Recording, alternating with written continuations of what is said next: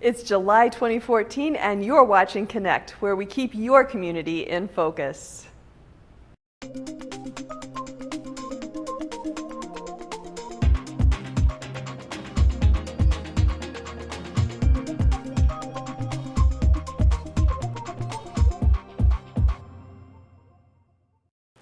Hi, I'm Karen Woodworth. Welcome to Connect. On this month's show, we'll find out about those new green stickers on downtown Kalamazoo parking meters. We look at the improvements happening on North Drake Road from West Main to Ravine. The Portage Traffic Operations Center opens their doors to the public to show how they keep the traffic flowing. We'll see the temporary and future sites of Comstock's North Fire Station. And we'll preview this summer's Kindleberger Festival.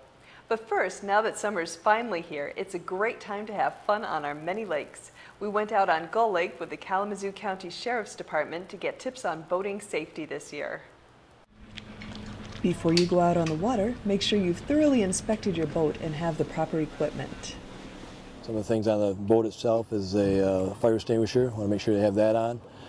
Make sure you have fuel in your boat, of course, so somebody's not pulling you in or towing you in. You may need a boating safety certificate depending on your age. You also need to make sure that your registration is up to date. A lot of people forget starting the season to re-register. This year it's 14, so a sticker that's on their boat is a 14, but they have to know that they expire in March 31st and 14, so they need a new one. They're good for every 3 years. Be sure to have a Type 1 or Type 2 personal flotation device for each of your passengers. Remember that children under age 6 must wear their PFD at all times. And these come in various sizes, and you need one to accommodate whatever size individual you're having as a passenger, from extra large to extra large, and children's sizes. And just like driving a car, you can't operate a boat while under the influence. Nothing against having a social cocktail, but the operator must be within the limits, and the limit is 0.10, and anything over that is considered under the influence of alcohol. So, if you're pulling someone with your boat, you'll need an observer on board. You must have an observer when you're pulling someone, because if you don't, they can get off the back end, or the person operating the boat can be looking ahead and not, or looking behind and not looking at where they're going, and end up having an accident that way. So they must have an observer when they're pulling a tuber or a raft. When you're traveling at more than a no-wake speed, you'll need to be at least 100 feet from a dock or a raft, marked swimming areas, a swimmer in the water, any moored or anchored vessel, and in many cases the shoreline. You have to stay twice as far away from a diving flag. And so it's the red with a diagonal white stripe down it. But we've stopped them before and they have no idea what it is. So you have to be 200 feet away from a diver. A diver has to be within 100 feet of that dive flag, or the one they're carrying, the dive flag. If you get into trouble while out on the water, call the Kalamazoo County Sheriff's Office for assistance from the Marine Division. The problem is we've told people in due to their running out of fuel or mechanical troubles. We've taken care of that. So whatever they need, we're here for them. So beyond that, use common sense and pay attention to your surroundings. The Kalamazoo County Sheriff's Department offers free boating safety classes on Saturday, July 19th and Saturday, August 16th from 8 a.m. to 4 p.m. These are one-day classes with a quiz at the end to receive a boating safety certificate. The minimum age is 12. Contact the Kalamazoo County Sheriff's Office for more information. We'll find out what Park Mobile is next, right after your Ashtamo Township calendar.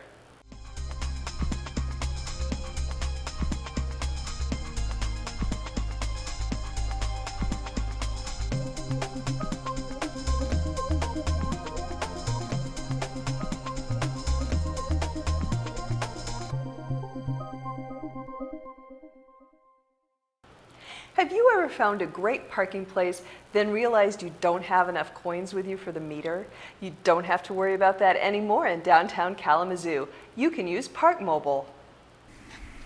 Park Mobile is designed to be easy to use. You set up your account ahead of time at their 800 number or on their website, or you can download the Park Mobile app with your smartphone.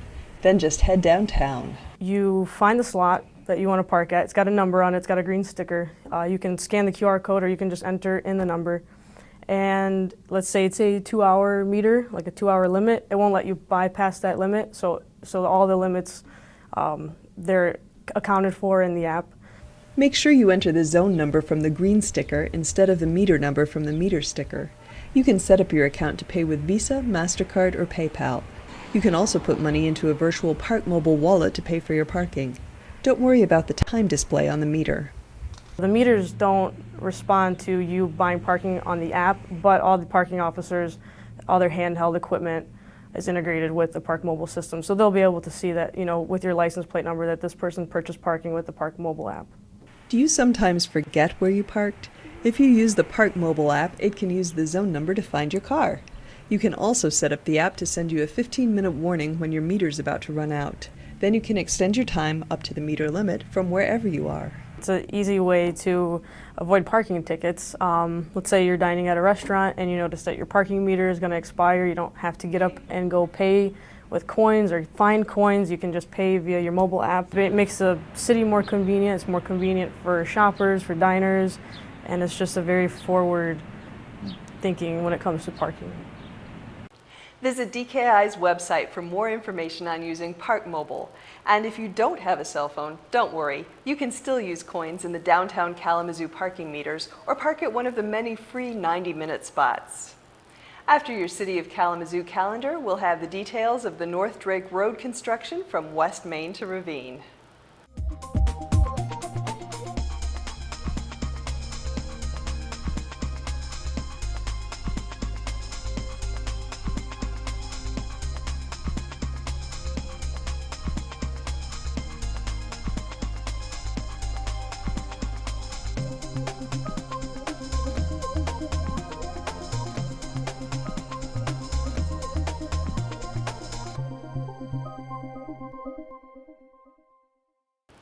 Last month, we checked in with the road construction at South Drake Road and Stadium Drive. Now that school's out for the summer, North Drake Road is closing from West Main to Ravine for 2 major construction projects. Basically, Drake Road, the entire way from West Main to Ravine Road, is supposed to be closed to through traffic, which means residents or people doing business in the area are the only persons supposed to be driving on the road. And right now during construction, it's kind of semi-open because we just started. But when we get into the thick of things, it's really going to be closed, and that's going to mean you can't drive through. The construction from West Main to Ravine Road is really 2 separate projects involving 3 of our local municipalities. Drake Road is within the Kalamazoo city limits from West Main to Grand Prairie.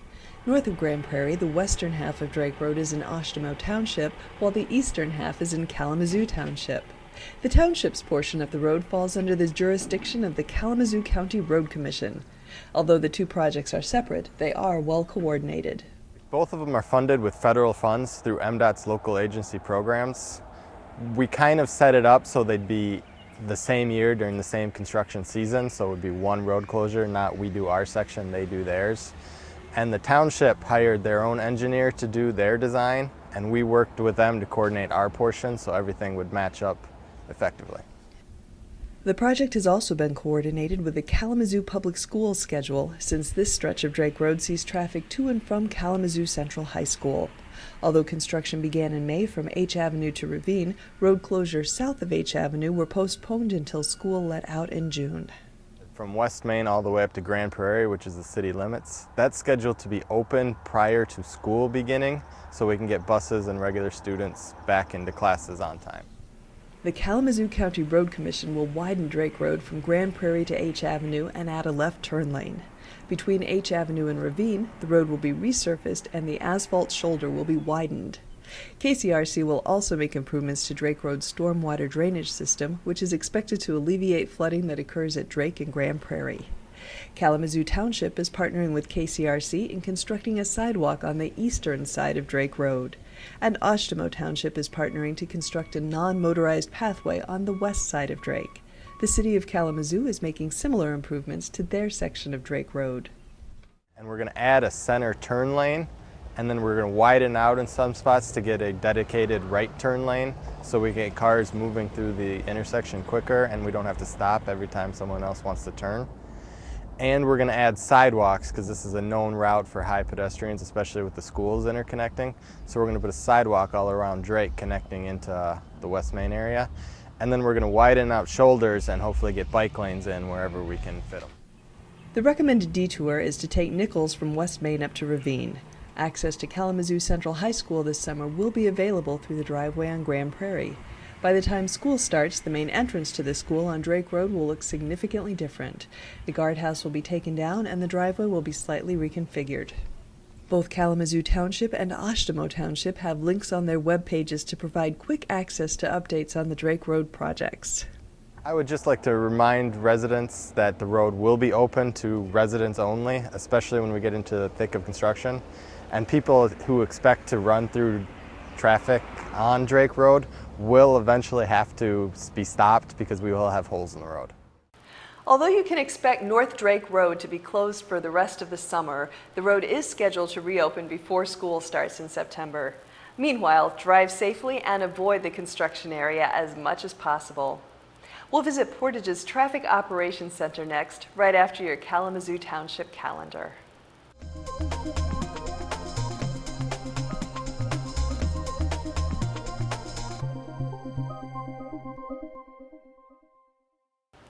Did you know that 42,000 vehicles travel on South Westnedge Avenue from I-94 to Romance Road every day? Odds are you've driven one of those cars. We visited Portage's Traffic Operations Center open house to see how they're using technology to keep the traffic flowing smoothly. So you can see the traffic is increasing. So as the traffic is increasing, you increase your green time also. In the past, Portage used pavement loops and pre-timed signals to control traffic. Now, thanks to federal funding, major roads are controlled in real time through a connected network of traffic signals and live video cameras. What we do in the Traffic Operations Center is monitor the traffic, and if you have to make some decision to change anything, we can make changes in our data right here. Data center is right here. So we have both video monitoring and traffic data also. So we can make decision based on the traffic volume and everything else. Cameras at intersections throughout Portage send video and data back to the Traffic Operations Center. The computers in the center talk to the controllers at the lights. So what we can do is reduce the response time, that instead of going out in the field and making changes at the controller in the field, we can do it from here. So we can talk to the controller and make changes right here. Some traffic patterns are routine, but special times of the year call for special responses. Spring break, you clearly see that your traffic has 20-25% dropped in the city because people go on vacation. Yeah. So that's the good thing for Portage, that people have got money, they Yeah. go out. So you can monitor that and you can change that also. So bring it down, you don't need so much green time. So, but you need to bump it up during the Christmas break. During the Christmas break, that everybody's out on Westnedge. So you need to bump it up, so you bump it up on that. The city's been working on the system for many years, refining how they use the data in video and expanding the network of cameras.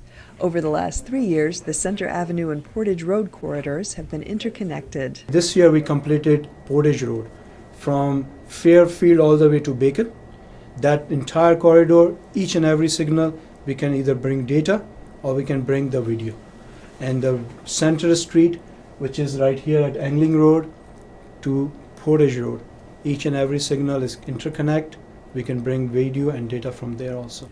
The obvious benefit to drivers is that traffic lights respond more rapidly to changes in traffic patterns, but the greater benefit is that improved traffic flow helps to decrease air pollution because fewer vehicles are idling.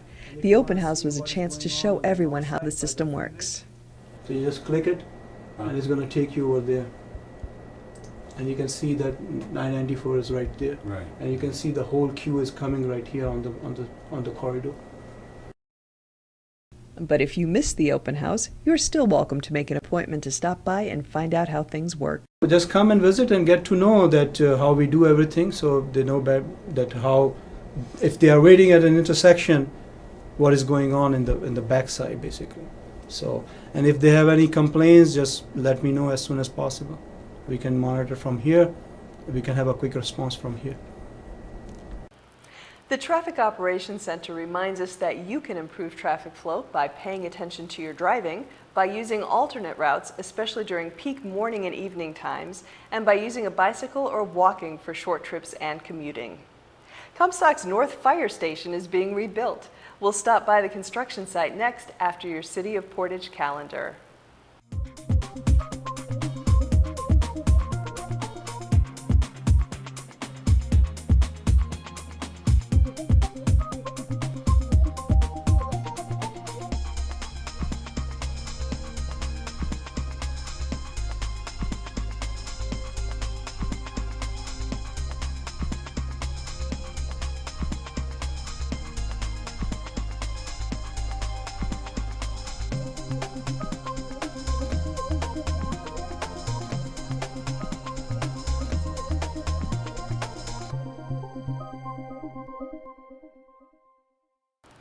The recent demolition of Comstock's North Fire Station on H Avenue has caused quite a buzz.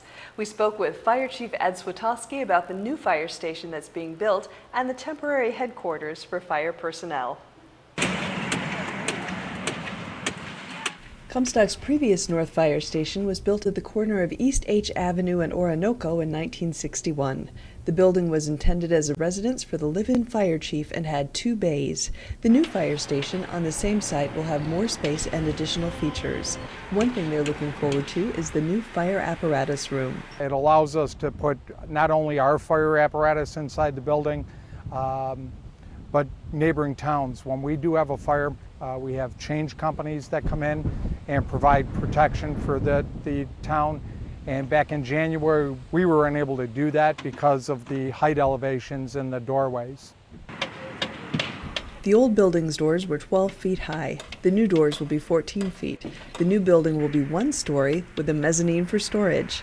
It'll incorporate energy-saving features such as all LED lighting and hydronic heating, also known as radiant underfloor heating.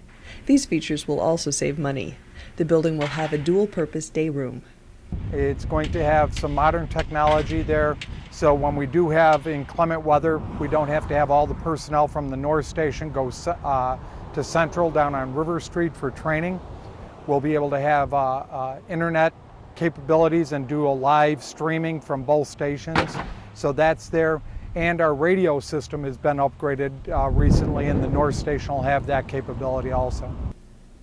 Also on the same site is an AT&T cell tower and equipment building that was installed in 1996. The new building has been designed around this structure and to fit in with the surrounding neighborhood. The foundation walls were coming along nicely as we stopped by.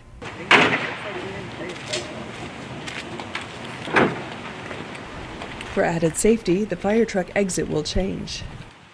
We're not going to be exiting out onto H Avenue. For safety reasons, we're actually going to exit out onto Orinoco and then come out to H. It gives the personnel, people coming off at 26th Street, a little bit more time to respond to the fire apparatus versus coming out at this driveway, which was right there. So we tried to keep some safety measures in place also with the new station. Although the old North Fire Station is gone and the new one won't be completed until October, you can rest assured that the north side of Comstock is still protected. The Fire and Rescue Department is working out of temporary headquarters. The Church of God, located just 2 blocks away, Pastor Davis, has been extremely helpful. They have a mobile classroom that they're allowing us to occupy during the time frame for our personnel, and then we built a temporary structure where both of our fire apparatus that were here at the old North Station are housed. So, it really doesn't delay any response to the north side of the township. The new building is scheduled to open in mid-October. We'll preview this summer's Kindleberger Festival next, right after your Comstock Community Calendar.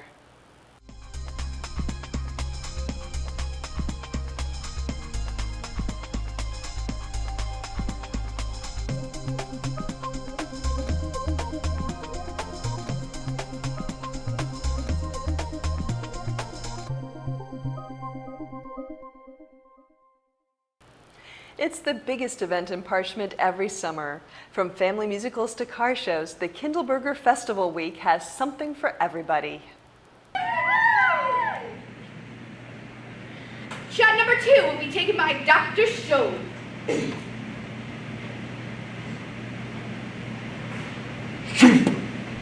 Well, the Kindleberger Festival is over 30 years. It's a long tradition here in Parchment, and the festival itself centers on the youth play and the musical production that is put on by volunteers and people from the community. You know, lives could be lost, money could be made, good food could be eaten, and maybe you'll even find someone to marry, or perhaps even a nice donkey to buy. All right.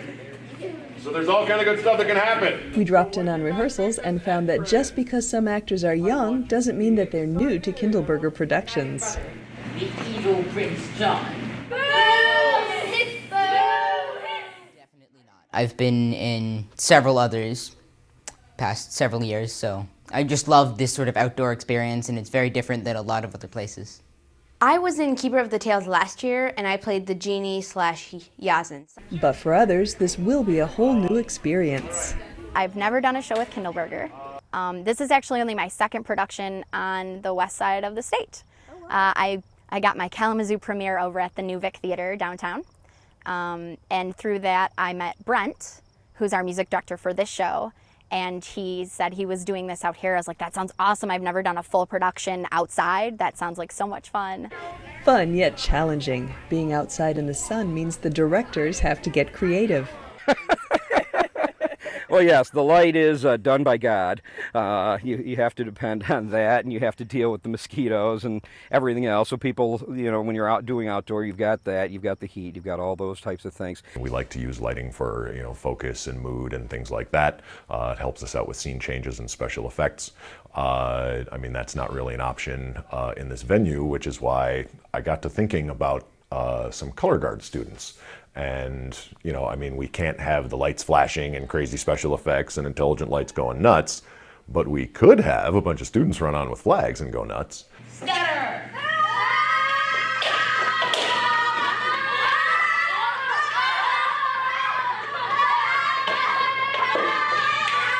Your audience is usually closer to you. It's a little more like theatering around. And that your stage is usually right up to your audience, and your audience is sitting on the grass as opposed to nice comfortable seats and so forth. It's maybe a little more relaxed. You feel like the audience is more relaxed. They feel more at home. They're surrounding you. So there is that difference. It's just a different feel to the atmosphere of it. This year's youth production is a unique take on an old classic, Robin Hood. It's a screwball interpretation of Robin Hood. It's lots of fun, which is one of the reasons why I was thinking this would be a good fit for the kids, yeah. Give me a M. Give me an I. Give me an F. What does that spell?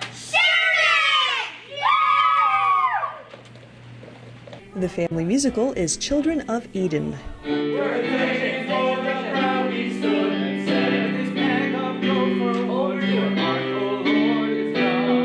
Well, the show is about the first 9 chapters or so of the Genesis story of the Bible. It's a modern retelling, so it's there's a little bit of liberty taken. God goes through a character arc. He's a little fallible, and it's about redemption and I guess what it means to be the father of something you care so much about, and what you would do for your family. I'm saying S, don't do S. This is the very last one, Thank you. All right, so one more time, bases. One, ready, go. Generations! While the family musical and the youth production are a big part of Parchment's Kindleberger Festival, there are lots of other activities, especially on July 12th, which is Festival Day. We've got a car show on Festival Day, Saturday, 5K run, Boy Scout pancake breakfast, a parade. So it's just a lot of events along with like an arts and crafts show. We have a kids area, we have a petting zoo, just everything you can imagine from a traditional hometown festival is what Parchment's putting on at the Kindleberger Festival. All of this happens thanks to the support of the Parchment community. We're going to have a build day, well, 2 of them, the next 2 Saturdays. We're going to grab as many parents and volunteers and helping hands as we can to build the little bit of a set that we do have. And again, it's the community coming together. We're all working one direction, and I think that that's huge. It's a community effort that Parchment is eager to share with everyone. Just come and bring the whole family. It's very family friendly. We're enjoying doing it. I know people are going to enjoy being entertained by it. I will let your family live, but this is the last chance I will give. Yeah. Visit their website to see the full summer festival schedule. Your Parchment Community Calendar is next.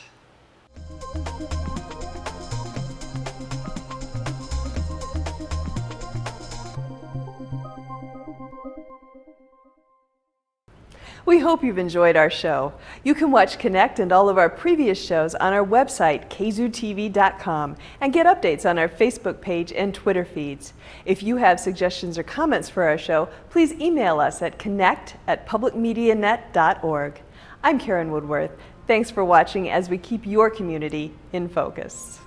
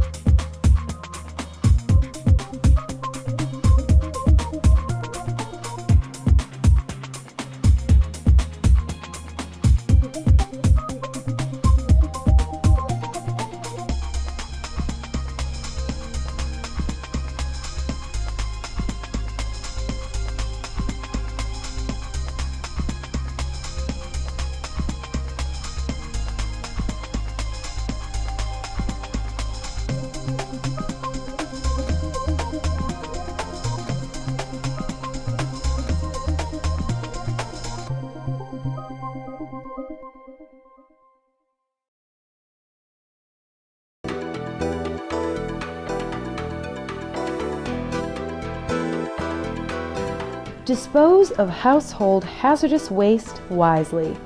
Things like CFL bulbs, batteries, used motor oil, and pesticides. Recycling saves money, energy, resources. You can make a difference. For questions or more information, go to calcounty.com.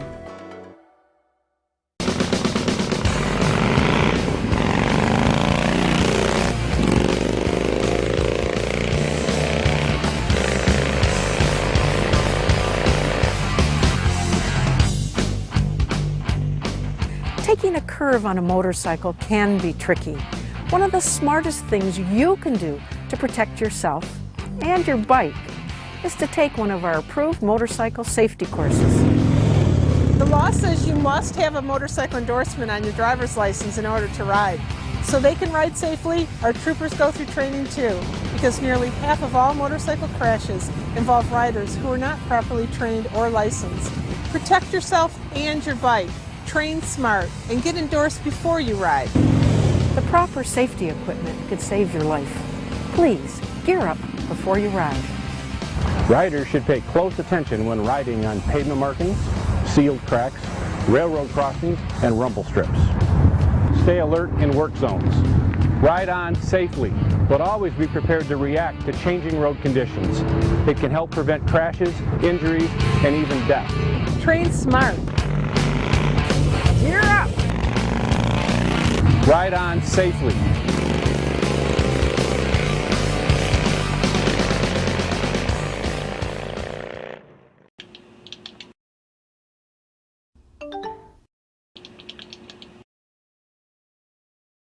When unused medicines are flushed or put in the trash, they can contaminate our water and harm the environment.